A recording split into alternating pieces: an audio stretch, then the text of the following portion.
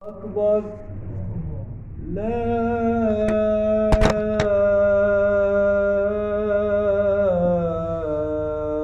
إله إلا الله.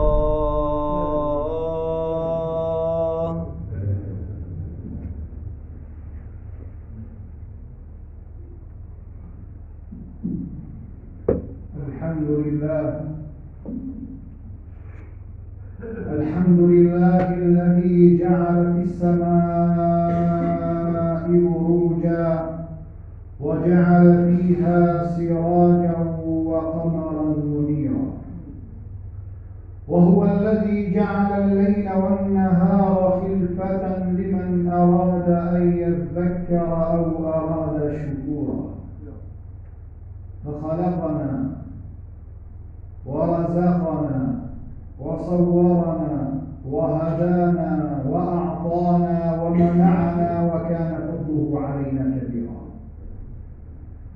كيف لا وقد أتى علينا حين من الدهر ولم نكن شيئا مذكورا. وأشهد أن لا إله إلا الله رفع السماء بلا عمد ترونها، وبسط الأرض على ماء جمد، لم يتخذ صاحبة ولا ولد، حي قيوم لا ينام ولا يغفل. إلهي طرقت باب الرجا والناس قد رقد، وبت أشكو إلى مولاي ما أجد، وقلت يا أملي في كل نائبة يا من عليه لدفع الضر أعتمد. أشكو إليك يا مولاي أمورا لست أعلمها، ما لي على حملها صبر ولا جلد، ولقد بسطت يدي بالذل مفتقرا إليك يا خير من مدت إليه يده، فلا تردنها يا ربي خائبة، وبحر جودك يروي كل من يرد. وأشهد أن محمدا عبده ورسوله وصفيه من خلقه وخليله، أقام للتوحيد منابر وأعلاما، وكسر للشرك أصناما وأوثانا. فيا أيها الراجون منه شفاعة صلوا عليه وسلموا تسليما. صلوا عليه وسلموا وترحموا، وردوا به حوض الكرامة مشربا. إن النبي لنور يستضاء به، مهند من سيوف الله مسلول. أوصيكم وإياي بتقوى الله، فتقوى الله ما جاورت قلب امرئ إلا وصل. ليس من يقطع طرقا بطل، إنما الذي يتقي الله هو البطل. فربنا سبحانه وتعالى خاطبنا خطابا فيه محبة، وفيه حكمة، وفيه مصلحة للبشرية وللإنسانية، فقال عن كل الديانات والشرائع، وأوصاهم بتقوى الله سبحانه. ولقد وصينا الذين أوتوا الكتاب من قبلكم وإياكم أن اتقوا الله. أحبابي في الله، هل علينا شهر شعبان، هل علينا شهر شعبان الذي يقربنا زلفى إلى شهر الطاعات، إلى شهر رمضان. فإذا جاء شعبان فاقترب من الرحمن، فإذا جاء شعبان فليكن هاجسك رضا الرحمن، ولا تسلك مسالك الشيطان، فإن هناك نفس خبيثة تترصد لك الشر وتدلك عليه وتهديك لكل أساليب الشر فابتعد عنها، فإن الله سبحانه وتعالى رحيم بك. حديثنا اليوم 3 صور إيمانية، ومن هذه الصور تأخذ منها لمسات بيانية ليكون هاجسك في هذا الشهر وقد هل علينا وجاء بعد هذه الزلازل وهذه البلابل وهذه الأمور العظام، والقلوب خائفة تتضرع إلى الله سبحانه وتعالى، ولسان حالك ومقالك يقول يا ربي سلم سلم. فإذا كان هاجسك يا ربي سلم سلم، فحري بك أن تتعرض لنفحات إيمانية وتكسب من هذا الشهر صورا بيانية إيمانية لتكون نبراسا لك في حياتك، ولتكون هذه الأيام قربة إلى الله سبحانه وتعالى. من هنا أيها الأحباب الكرام ننتقل بكم إلى هناك، وما هناك بيت من بيوت النبي صلى الله عليه وسلم. هناك صورة زوجية، امرأة طيبة مباركة برأها الله سبحانه وتعالى وأثنى عليها من فوق 7 سماوات، تقول يا رسول الله، سيدة عائشة رضي الله عنها أم المؤمنين، تقول يا رسول الله ما رأيتك تكثر الصيام إلا في شعبان. وتقول في رواية أخرى ما رأيت رسول الله صلى الله عليه وسلم استكمل شهرا كاملا إلا في شهر رمضان، لأنه فرض فرضه الله سبحانه.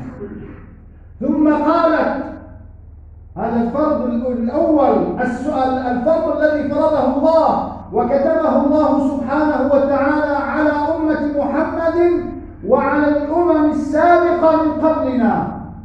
ثم قالت عن السنة وعن عبادة رسول الله صلى الله عليه وسلم، قالت وما رأيت رسول الله صلى الله عليه وسلم أكثر صياما إلا في شعبان. فقالت كان يصوم رسول الله صلى الله عليه وسلم، كان رسول الله عليه الصلاة والسلام يصوم حتى نقول أنه لا يفطر، ثم يفطر حتى نقول أنه لا يصوم. ليش؟ غير قادر على الصيام؟ لا قادر، ولكن هذا تخفيفا على أمة محمد صلى الله عليه وسلم، لأن الله أوحى له أن أمة محمد أمتك يا محمد أمة ضعيفة لا تقوى على سبر الصيام وعلى المداومة كل شهر على الصيام. فكان دائمه صلى الله عليه وسلم يصوم في شعبان حتى نقول أنه لا يفطر، ويفطر حتى نقول أنه لا يصوم. وما رأيته استكمل شهرا إلا في شهر رمضان، وما رأيته أكثر صياما إلا في شعبان. رسالة لك من رسول الله عليه الصلاة والسلام، إذا كنت تريد القرب من الله وتتبع آثار النبي صلى الله عليه وسلم فأكثر من الصيام في شعبان. هذه الصورة الأولى. أما الصورة الثانية هي من حب رسول الله صلى الله عليه وسلم سيدنا أسامة بن زيد رضي الله عنهما، قال لرسول الله صلى الله عليه وسلم يا رسول الله أراك تكثر من الصيام في شهر شعبان. فماذا قال له الحبيب المصطفى صلى الله عليه وسلم؟ وهذه الكلمة التي سأقولها الآن هي تعبر عن حالنا في كل الأيام. قال رسول الله عليه الصلاة والسلام هذا شهر يغفل عنه الناس. شهر شعبان هذا شهر يغفل عنه الناس بين رجب ورمضان، وهذا شهر ترفع فيه الأعمال إلى الله. كيف توفق بين هذا الحديث وحديث الآخر الذي يقول فيه رسول الله عليه الصلاة والسلام ترفع الأعمال إلى الله في كل اثنين وخميس؟ كيف توفق بين هذا وهذا؟ ويقول رسول الله هذا شهر ترفع فيه الأعمال إلى الله. الجاهل يقول لك خلط علينا الأمر. لا يا حبيبي، ما خلط عليك الأمر.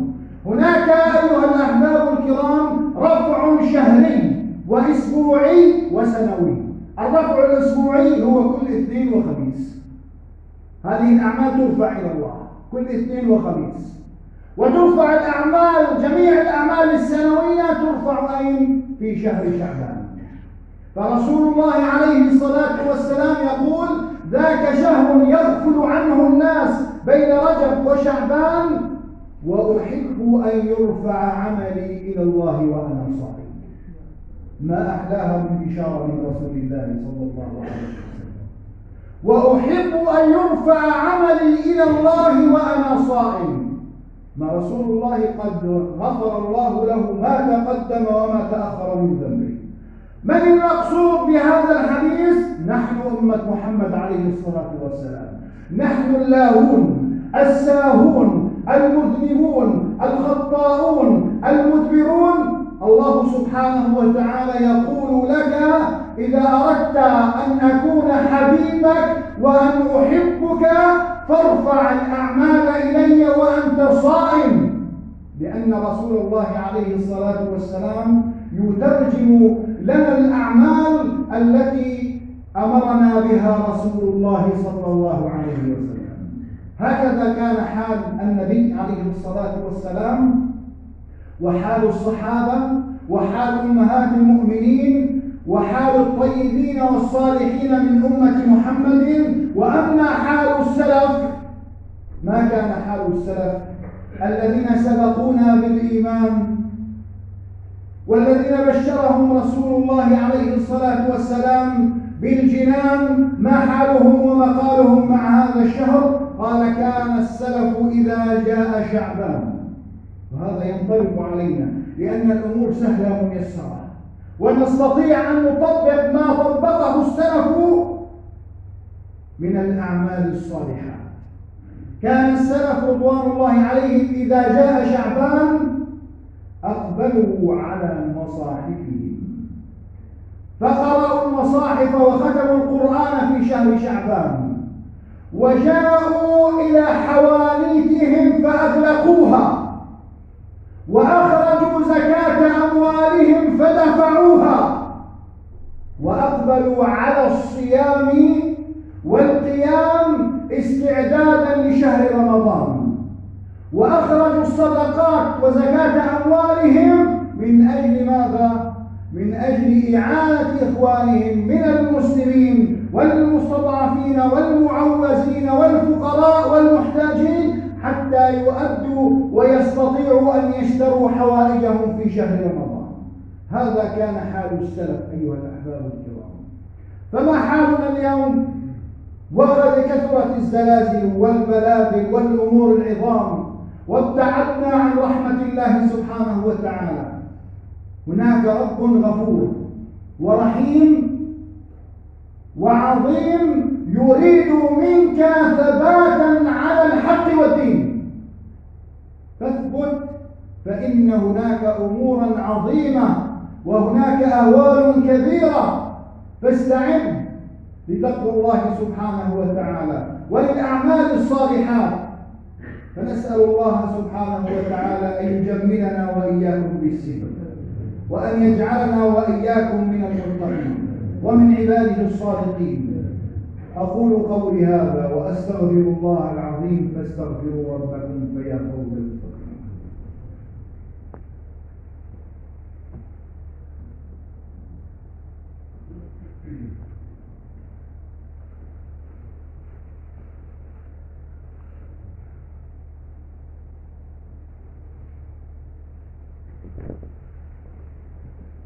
اللهم لك الحمد كما ينبغي لجلال وجهك وعظيم سلطانك.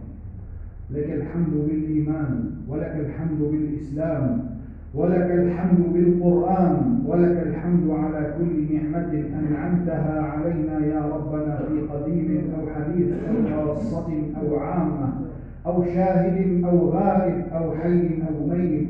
لك الحمد حتى ترضى، ولك الحمد بعد الرضا. ملخص ما تلوناه على حضراتكم أيها الأحباب الكرام، أنك تستطيع أن ترتب جدولا مباركا، جدولا إيمانيا. ما هذا الجدول؟ ما محتواه؟ محتواه قراءة القرآن، وقيام الليل، والإكثار من لا إله إلا الله.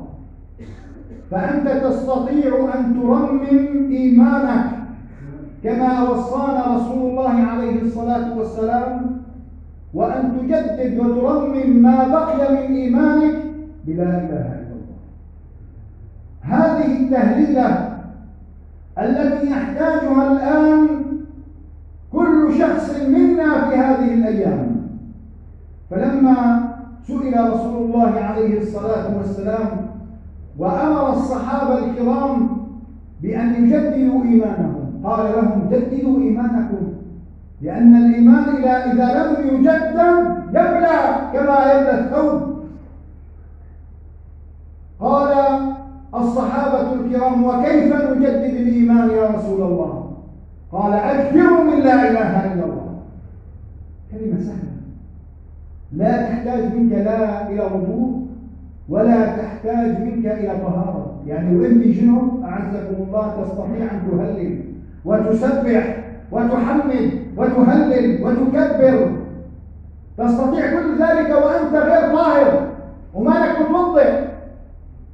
فقراءة القرآن والإكثار من ذكر الله سبحانه وتعالى، وخاصة لا إله إلا الله، والإكثار من قيام الليل، والإكثار من الصدقات. والإكثار من الصدقات، فإن الصدقة تمنع غضب الرب ولو كان صغير يا رسول الله. قال ولو كان شيئا صغيرا يا عائشة لا تمنعي مسكينا ولو بشق تمرة. شق التمرة يعني نصف تمرة. قيل لها لما تصدقت بنصف تمرة أو بتمرة، قيل لها يا أم المؤمنين أنت عائشة عم تصدق بتمرة؟ قالت نعم أتصدق بتمرة. فإن الله سبحانه وتعالى قال فمن يعمل مثقال ذرة خيرا يره. وإن هذه التمرة فيها ذرات كثيرة لا يعلم بعددها إلا الله. والإكثار من الصدقة، وإذا كان عندك نصاب مال، إذا بلغ مالك النصاب وحال عليه الحول أخرج زكاة أموالك. ولا تظنن هذه الكلمة أبرد فيها قلبك وأخذ من قلبك الذي يعني أحيانا يبخل الإنسان بزكاة أمواله. أقول لك بأن هذا المال الذي تأخذه أو تدفعه من أموالك من زكاة أموالك، هذا المال ليس مالك، هذا المال مال الله. هذه 2.5% هذا هو لله سبحانه وتعالى، إن شئت أم أبيت. هذا فرضه الله سبحانه وتعالى. ما أجل أنا تصدقت عفلان، وهذا فرض فرضه الله، مثل الصلاة والصيام والحج وإلى آخره. هذا فرضه الله تعالى. أما أنك تصدق شيء ثاني، ولكن ابدأ بما فرضه الله عليك، ابدأ بما بدأ الله به. أولا أخرج زكاة أموالك، فإذا أخرجت زكاة أموالك تستطيع أن تتصدق ولو بشيء قليل. لا أحد يستطيع أن يلومك أبدا. فنسأل الله سبحانه وتعالى أن يوفقنا وإياكم إلى الخير. اللهم اغفر لنا وارحمنا وعافنا واعف عنا، وارحمنا يا ربنا فوق الأرض وتحت الأرض ويوم العرض. اللهم اغفر لآبائنا وأمهاتنا ومشايخنا ومن كان له فضل علينا. اللهم إنا نعوذ بك من الزلازل والبلابل والأمور العظام. اللهم إنا نعوذ بك من الكفر والفقر، ونعوذ بك من غلبة الدين وقهر الرجال. اللهم لا سهل إلا ما جعلته سهلا، سهل لنا أمورنا، يسر لنا أمورنا، اغفر لنا ذنوبنا، اجعلنا من الطائعين، من عبادك المخلصين، من عبادك الموحدين، من عبادك المؤمنين. اللهم يا واحد يا أحد يا فرد يا صمد يا قيوم إلى الأبد، اللهم إنا نسألك قلبا خاشعا ولسانا ذاكرا. اللهم إنا نسألك توبة نصوحة يا رب العالمين. اللهم اغفر لنا ذنوبنا واستر عيوبنا.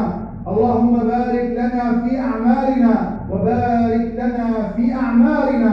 اللهم متعنا بأسماعنا وأبصارنا وقوتنا أبدا ما أحييتنا، واجعله الوارث منا، واجعل ثأرنا على من ظلمنا، وانصرنا على من عادانا.